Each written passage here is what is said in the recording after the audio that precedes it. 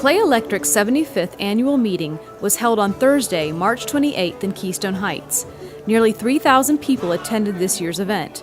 Members who attended the day-long annual meeting had the opportunity to participate in several health screenings offered at a health fair, visit a variety of energy exhibits, listen to music by bluegrass band Back from the Brink, and enjoy a delicious grilled chicken lunch. To commemorate 75 years of service to members in North Florida this year, a special booth with a photo display highlighted historical information.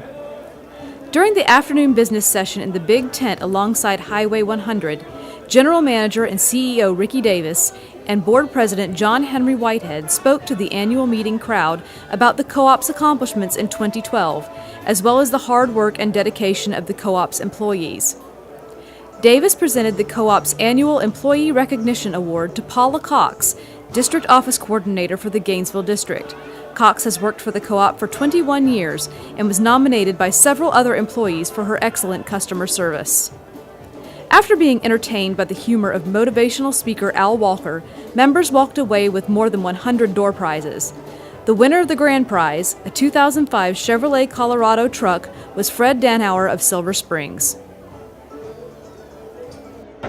I won the truck, and I feel wonderful about it. It's terrific. We've got a place for it to go.